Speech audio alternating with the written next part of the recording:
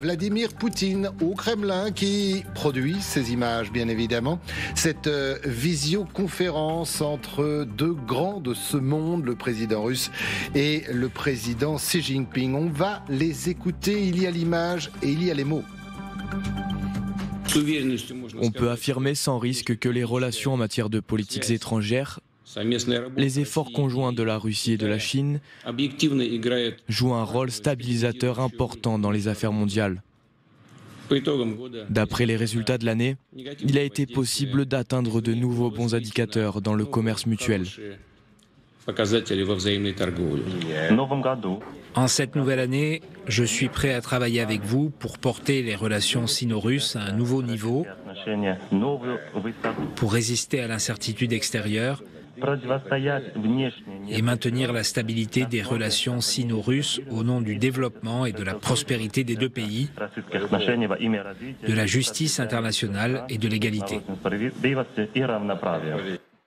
Absolument incroyable, puisque hier, le président américain faisait pression sur le président russe, parlait d'économie, parlait du peuple russe. Et là, qu'est-ce qui se passe ?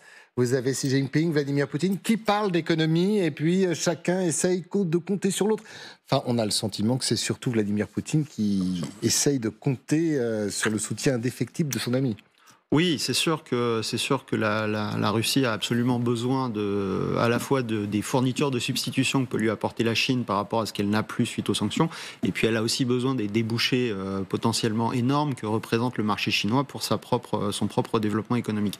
Mais je pense que ça va au-delà de ça, c'est qu'à mon sens, il y a un véritable partenariat stratégique sino-russe qui dépasse, je dirais, ce type de moment symbolique et d'affichage, et qui ressemble en réalité à ce qu'était le partenariat euro-américain au cours du XXe siècle, au cours de la guerre froide, c'est-à-dire de véritables synergies, un partenariat qui est certes un petit peu déséquilibré, ce qu'on n'a plus, mais qui est assez solide, qui n'existe plus. Ce que nous on risque aujourd'hui de perdre par la transformation, la bascule géopolitique assez profonde que subissent les États-Unis, et dont l'élection de Donald Trump est le symbole. Voilà, mais donc on a le groupe sino-russe auquel s'agrègent de manière plus ou moins souple les BRICS, tout autour. C'est en train de devenir un système relativement stable, et plus stable qu'on ne le pense, à mon avis, parfois en Europe. Sergueï Boutman, ce partenariat, Vladimir Poutine en a besoin. C'est aussi une façon de peser face à l'hégémonie, entre guillemets, du nouveau président américain. Oui, bien sûr. Et je pense que la position de la Chine et aussi de la Russie face à Trump, c'est toujours l'idée de restaurer le monde de Yalta et de Potsdam, c'est-à-dire des zones d'influence, que Trump s'occupe du Canada, du Mexique, de Groenland ou de sa région et son influence sur l'Europe occidentale, la Grande-Bretagne, etc.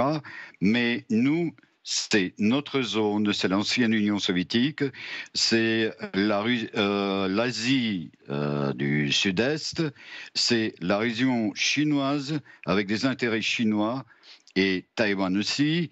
Et pour la Russie, il ne faut pas empêcher la Russie d'exercer son influence concrète sur les pays de l'ancienne Union soviétique, surtout les pays européens.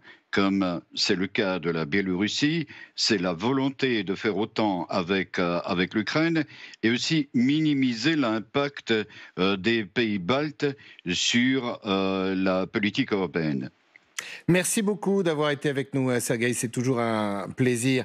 Jean-Antoine Duprat, on a vraiment, et on en parlait tout à l'heure, que la guerre a commencé. Alors, non pas les armes, pas que, mais cette guerre géostratégique. Chacun essaye de bomber le torse et de peser. Ces deux hommes-là pèsent tout simplement parce que hier, Donald Trump a pris la parole pour dire que l'Amérique conquérante est revenue, l'Amérique économique, l'Amérique qui pèse sur le reste du monde. Alors effectivement, on a une nouvelle guerre qui est en train de se mettre en place, parce que Trump, ce qu'il connaît bien, lui, c'est la guerre économique. Il connaît plus ça que la guerre militaire. Ceci étant dit, on est face à une situation où il y a un gros déséquilibre en matière de poids économique et de possibilités de sanctions économiques entre les États-Unis et la Russie. Sauf quand la Russie est alliée à la Chine. Et là, on est dans une autre dimension. Donc, mais il ne faut pas croire non plus que ce partenariat Chine-Russie il est très solide. Mais il est quand même, pour beaucoup, au bénéfice de la Chine actuellement. Et quand on regarde les poids économiques des deux, et les poids, il y a des impératifs actuellement de géopolitique qui sont communs, géostratégiques qui sont communs, mais à l'intérieur de ce couple, la Chine pèse quand même énormément. Alors c'est vrai qu'elle a besoin de la Russie, parce que la Russie, c'est ce que vous avez très bien dit tout à l'heure, c'est ce qui permet d'étendre cette zone d'influence que la Chine a. On a d'ailleurs, si on revient sur des vieilles doctrines géographiques, on avait le Heartland et le Rimland. Oui. Et donc on a une espèce de réunion qui est en train de se faire entre le Heartland et l'Iran. Mais par contre, le partage du monde entre le sud-est et la partie américaine que domineraient les États-Unis, voire l'Europe au milieu, il y a quand même la Chine qui fait aussi de l'entrisme en Amérique du Sud, notamment pour tout ce qui est de récupérer des terres rares, etc., etc. Donc il y a quand même toujours cette guerre de fond qu'il y aura entre la Chine et les États-Unis qui sont là, et le facteur russe à l'intérieur n'est pas forcément le facteur le plus déterminant, même si aujourd'hui, effectivement, il y a un dialogue direct qui va s'installer entre Trump et Vladimir Poutine à propos de la fin de la guerre en Ukraine, qui n'a d'ailleurs pas toujours acté. Anne, hier, Donald Trump a parlé de la Chine. Pour le président américain, c'est l'épouvantail, ça reste l'ennemi. Pékin est un adversaire, pas un partenaire. Il avait dit d'ailleurs que Poutine et la Russie pouvaient être un partenaire. Certains autour de lui l'avaient dit, mais jamais de la Chine. Oui, en effet, il voit la Chine comme un rival, un ennemi économique. Il voit en la Chine pas de possibilité de partenariat. C'est eux contre nous. Dans sa tête. Et il faut se souvenir de quelque chose qui se dit en affaires étrangères. L'ennemi de mon ennemi, c'est mon ami. Donc, lui, Trump, peut-être qu'il voit le monde ainsi que... Et c'est cela qui pourrait lui faire très peur de s'éloigner de Poutine.